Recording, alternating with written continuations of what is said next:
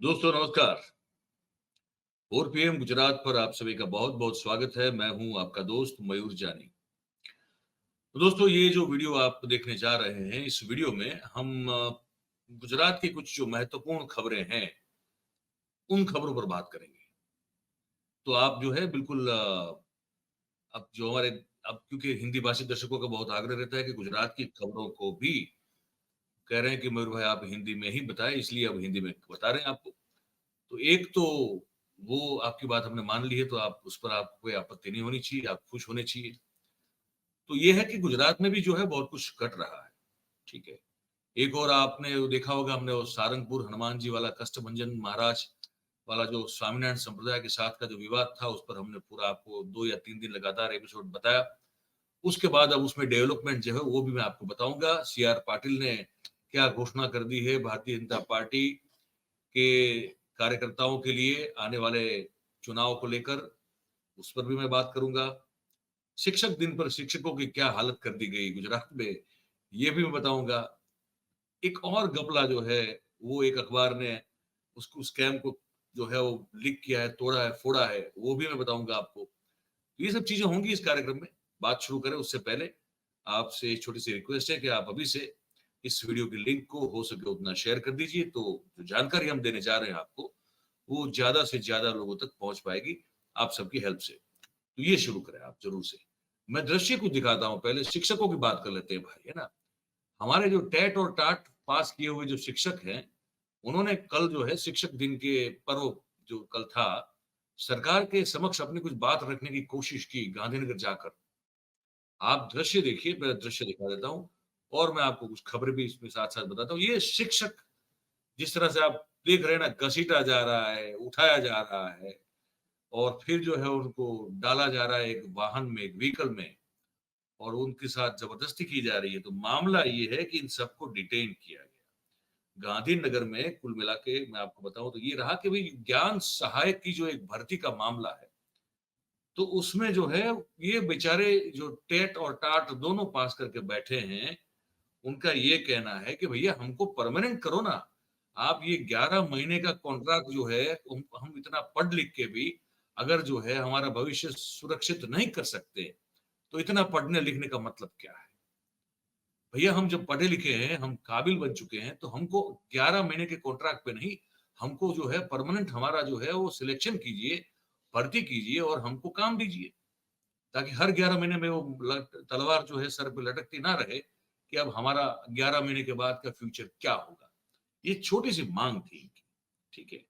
इसको लेकर जो है 300 जो ये टेट और टाट को पास किए गए जो 300 उम्मीदवार थे, उनको पुलिस ने डिटेन कर दिया और ये जो है माँग जिसे मैंने कहा वही थी कि भई शिक्षा विभाग ने जो सरकारी और ग्रांटेड ग्रांटेड इन जो प्राथमिक, माध्यमिक और उच्चतर माध्यमिक जो स्कूल्स हैं, वहाँ ज्ञान सहायक ने का जो लेकर जो परमानेंट भर्ती करने को की जो माँग है उसकी जगह ये जो कॉन्ट्रैक्ट बेस्ड करने की बात कर रहे हैं, तो ये इससे क्या होगा कि नई शिक्षा नीति में शिक्षा की गुणवत्ता प्राथमिक, माध्यमिक और उच्चतर माध्यमिक स्कूलों में वो ठीक नहीं रहेगी, बिगड़ जाएगी। ये बात ये टेट और टाट पास किए हुए ये जो उम्मीदवार है, वो भारत माता की छवि को वहाँ लिए हुए सूत्रोच्चार कर रहे हैं। तो इसी का विरोध प्रदर्शन करने के लिए ये शिक्षक सब वहाँ इकट्ठा हुए थे और आज पता चल रहा है कि वो सब जो है वो हर एक शिक्षक जो है, जो उम्मीदवार है, कैंडिडेट है, वो हनुमान मंदिर में जाके जो है कष्टभंजन हनुमान जी को ये प्रार्थना कर रहा है कि हमारे कष्टों का भंजन करें और इस सरकार को सद्बुद्धि दें कि हमारी जो बात है वो मान ले और हमको जो है परमानेंट हमारी भर्ती करें।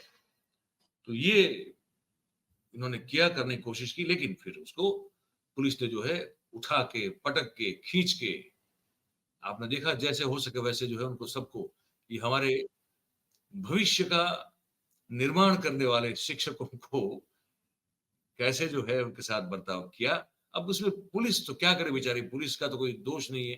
पुलिस को तो जो आदेश मिलता है वो करना पड़ता है। क्या करेंगे वो? ये तो हमारे जो सत्ताधीश हैं, उनकी ये फितरत को दर्शाता है कि शिक्षक के साथ क्या बर्ताव किया जा रहा है और कैसे उनको एक बंधुआ मज़दूर की तरह ट्रीट किया जा रहा है। 11 महीने आधारित एग्रीमेंट या कॉन्ट्रैक्ट पद्धति का अमलीकरण करते हुए। तो ये बड़ा इंपॉर्टेंट, इसके अब मैं एम्बियंस इसका मैंने हटाया था बात करने के लिए। अब मैं आपको ये विथ एम्बियंस भी जो है दिखा भी देता हूँ, सुना भी देता हूँ, देखिए इसको।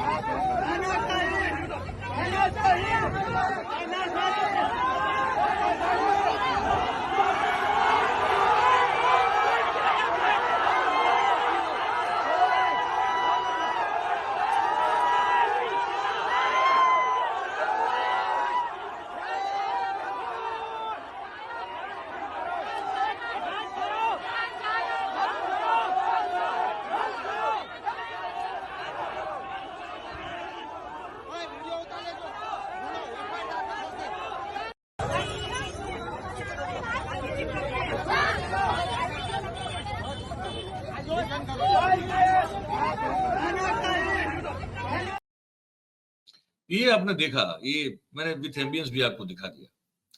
इसके बाद एक जो बड़ी एक घटना जो लगातार चल रही है, वो सारंगपुर हनुमान कष्टभंजन महात्मा जो हमारे हनुमान जी हैं, उनके लेकर जो वहां मूर्ति में नीचे उनको जो स्वामीनारायण और सहजानंद स्वामी का जो दास दिखाया गया था, उसको लेकर जो फिर बहुत बड़ा हंगामा हुआ था, उस संबंध में। अब देखिए वो जो दीवार पर लगे चित्र थे जिसमें हनुमान जी को दास दिखाया गया था, वो तो सरकार ने फिर जो है बड़ी सख्ती से इंटरवीन किया और मैसेज दिया गया। ये बताया जा रहा है स्वामीनारायण के जो संत हैं, संप्रदाय के जो लोग हैं उनको, कि भैया आपको ये जो है अब रातों रात ये हनुमान जी का अपमान करते हुए जो हिंदू समाज को लगता है, तो उनको आप उस चित्रों को हटा देना पड़ेगा। कल सुबह तक ये नहीं होने चाहिए। और स्वामीनारायण संप्रदाय ने इस चीज को ले भी लिया, मान भी लिया और हटा भी दिया। अब इसके बाद जो है, मैं आपको कुछ दृश्य में दिखा रहा हूँ, संतों की सभा मिली, ये भी उस कुछ एक सभा के दृश्य हैं जहाँ पे ये हिंदू धर्म के जितने भी जो है अखाड़े हैं, जो भी आश्रम है, महंत हैं, धर्माचार्य हैं, ये सब जो मिले हैं, उन सबका दृश्य मैं आपको दिखा रहा हूँ। और मैं साथ में बात कह रहा हूँ कि उसमें एक और मीटिंग हुई है यहाँ अहमदाबाद से करीबन 99-98 किलोमीटर दूर एक जगह है लिमड़ी, जो कि सुरेंद्रनगर जिले में पड़ता है। वहां एक बैठक हुई और उस बैठक में क्या हुआ वो आपको मैं बता रहा हूं। आप दृश्य देखते जाइए, मेरी बात सुनते जाइए। तो ये हुआ है कि अब एक और जो है वो विवादित बयान स्वामीनारायण संप्रदाय के एक संत के द्वारा आया है, तो उसको लेकर भी जो है अब जितने भी हिंदू धर्म के संत, स्वामी, धर्माचार्य जो है, उस सब ने जो है अपना बहुत बड़ा आक्रोश व्यक्त किया है।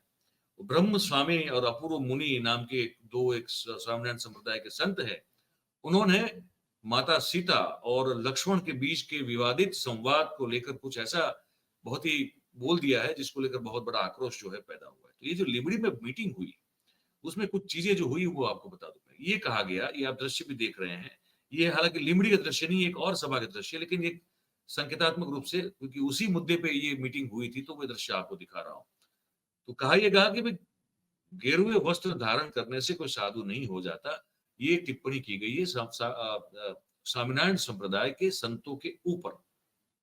और लिमड़ी की धर्मसभा में कुछ 150 से ज्यादा साधु संत प्रस्तुत रहे थे और 10 दिन में सनातन धर्म संरक्षण समिति की स्थापना की जाएगी, ये बताया जा रहा है। और महंत योगी क्षिप्रानाथ जी जो है वो कह रहे हैं कि माता सीता पर जो की गई अभद्र टिप्पणी है वो निंदनीय है और बड़े महल में रहकर वैभव के साथ जीते हुए कोई सच्चा संत नहीं बन सकता। वैभव का त्याग करना पड़ता है, सनातन धर्म की सेवा करनी पड़ती है। तो योगी विशेषनाथ जी करके हैं, वो कह रहे हैं कि सज्जन व्यक्ति कभी किसी की निंदा नहीं करता। और ये जो कह रहे हैं तो इसका मतलब ये है कि ये सज्जन नहीं है, मतलब कि उन्होंने गेरुआ वस्त्र धारण किया हुआ है लेकिन उसकी मान मर्यादा वो नहीं रख रहे हैं। महंत त्यागी मनमोहन दास कह रहे हैं कि माफी मांग ले स्वामीनारायण संप्रदाय इस माता सीता और लक्ष्मण के विवादित बयान पर, वरना हमको शस्त्र उठाने पड़ेंगे और भगवा वस्त्र गेरुआ वस्त्र पहनकर समाज के ठेकेदार बनने की कोशिश बंद कर दीजिए। हमारी भावनाओं को आप जो है वो उसको आप ठेस पहुंचा रहे हैं। अगर आप माफी नहीं मांगेंगे तो सभी सनातन धर्म के साधु संत एकत्रित होकर विरोध करेंगे। जबकि महंत रामचरण दास जी जो यूपी से आए थे, उन्होंने कहा कि हिंदू धर्म के देवी देवताओं के अपमान को किसी भी सूरत में सहन नहीं किया जाएगा और ऐसे अपमानजनक निवेदन करने वाले साधुओं को माफी मांगनी पड़ेगी। ठीक है, ये सब चीजें जो हैं वो हो रही है, तो हमने सोचा आपको ये भी बता दें क्योंकि ये बहुत जरूरी है। देश और दुनिया में और प्रदेश में गुजरात में ऐसी ऐसी चीजें हो रही है जिसको लेकर कभी कभार मतलब कभी कभार क्या, वैसे तो अभी इस वक्त तो समय ऐसा चल रहा है कि हमेशा ये मन में सवाल उठता है कि हो क्या रहा है, किन मुद्दों पर बातें होनी चाहिए। आप मेरी बात सुनिए, हमको जो है महंगाई मतलब खत्म कर रही है, हमारा जीना मुश्किल कर रही है, बेरोजगारी हमारा जीना मुश्किल कर रही है। इसलिए तो आप वो 17, 18, 19, 20 साल के लड़कों को देखते हैं हाथ में लोहे का रोड लेते हुए जय श्री राम का नारा। काम नहीं उनके पास, कामकाज नहीं है, हर तरफ घोटाले हो रहे हैं, फर्जी डिग्रियां बांटी जा रही है, फर्जी सरकारी नौकरियों के कॉल लेटर्स दिए जा रहे हैं। ये मैं गुजरात की बात कर रहा हूँ, देश में भी बहुत कुछ हो रहा है, मैं गुजरात की बात कर रहा हूँ। अब ऐसे में ये सब मुद्दे छोड़ के हमको बात करना पड़ रहा है इस सब चीजों पे, क्या करें, क्योंकि जो हो रहा है वो बताना भी हमारी जिम्मेदारी है, तो करना पड़ता है। एक और जो है CR पाटिल साहब, गुजरात भारतीय जनता पार्टी के प्रदेश अध्यक्ष, उन्होंने एक घोषणा कर दी जिसको लेकर बहुत हलचल मची हुई है भारतीय जनता पार्टी में। आप दृश्य CR पाटिल के देखते हैं, मैं विगत से एकदम डिटेल से आपको चीजें बताता हूँ। देखिए, ये भी बड़ी खबर है आज की, ये भी जो उन्होंने घोषणा की, उन्होंने कहा कि अब जो विधानसभा में जो फॉर्मूला इस्तेमाल की गई थी भारतीय जनता पार्टी ने 2022 में, नो रिपीट थियरी, किसी को भी रिपीट नहीं किया जाएगा। अगर पार्टी की इच्छा होगी या पार्टी को ठीक लगेगा तभी कोई विधायक जो है रिपीट किया जाएगा टिकट देने के मामले में, ये बताया गया था पिछले चुनाव। अब ये कह रहे हैं कि आने वाली जो स्थानीय इकाई की संस्थाओं की भी जो चुनाव होने वाले हैं उसमें भी ये नो रिपीट थियरी ही अख्तियार की जाएगी। अब इससे क्या है कि जो नए नए कॉर्पोरेटर बने हैं उन सबको तो ये लग रहा है कि क्या हम एक ही टर्म के लिए राजनीति करने के लिए आए थे क्या। तो बहुत सारे ऐसे भी हैं जिनको लग रहा है कि अब हमारा मौका आएगा, हमको मिलेगा, और बहुत सारे ऐसे हैं जिनको लगता है कि अब क्या हमारी राजनीति खत्म हो जाएगी। बताया जा रहा है कि हर एक कार्यकर्ता की सीनियोरिटी, उसकी क्षमता, उसकी काबिलियत और उस पर क्या कोई आक्षेप आरोप वगैरह लगे हैं कि नहीं लगे, उन सब चीजों को ध्यान में रखा जाएगा। अगर कोई आरोप लगा है तो उसका एक जांच होगा और उसमें से अगर वो पाक साफ निकलते हैं तब फिर उनको टिकट देने के बारे में सोचा जाएगा।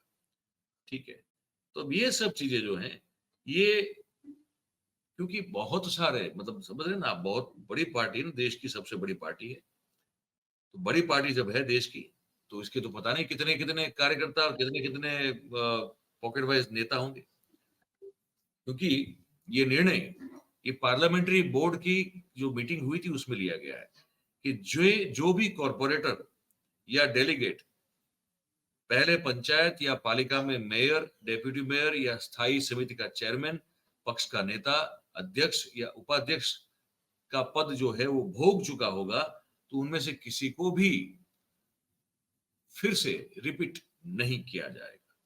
अहमदाबाद म्युनिसिपल कॉर्पोरेशन समेत जितनी भी पालिकाएं हैं, जितनी भी पंचायतें हैं, उनमें स्थायी समिति के अध्यक्ष को रिपीट किया जा सकता है, ये भी बोल दिया गया। इसके बाद इस पर फुल स्टॉप लगा दिया गया और CR पाटिल ने फिर कहा कि जिस तरह से पालिका और पंचायतों में जो चुनाव हुए उसमें नो रिपीट थियरी अपनाई गई थी, उसी तरह से मेयर, प्रमुख प्रमुख मतलब के अध्यक्ष और उसके समेत जो और भी तमाम बड़े ओहदे हैं वहां भी नो रिपीट थियरी का इस्तेमाल करना, उसको जो है लागू करने का निर्णय प्रदेश की पार्लियामेंट्री बोर्ड ने ले लिया है कि ताकि नए लोगों को एक अपॉर्चुनिटी मिले और बाकी फिर जो 27% ओबीसी जो अनामत है, उसके अनुसार तो फिर मेयर मतलब कि महापौर, अध्यक्ष समेत और भी जो ओहदे होंगे, वो रिजर्व्ड कैटेगरी के जो कैंडिडेट होंगे, उनके लिए आरक्षित रखने होंगे और उसको देखते हुए जो जनरल कैटेगरी के जो लोग होंगे,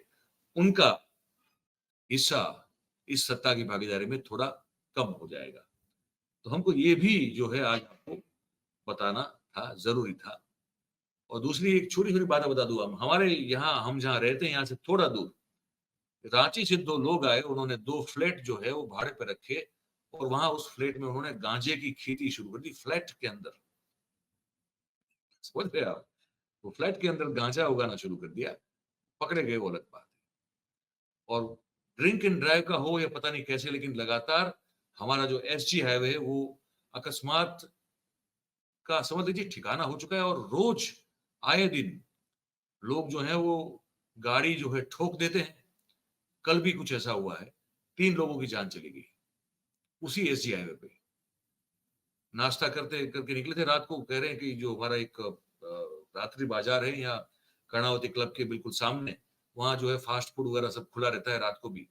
तो कहते थे वहाँ पे गए, खाना खाया, वापस जा रहे थे, वो इतनी तेज़ी से निकले कि चालक जो था, वो तो कैसे के बच गया, वो फरार है, लेकिन उसके साथ तो और 3 लोग थे, सबकी जान चली गई और ये आए दिन हो रहा है।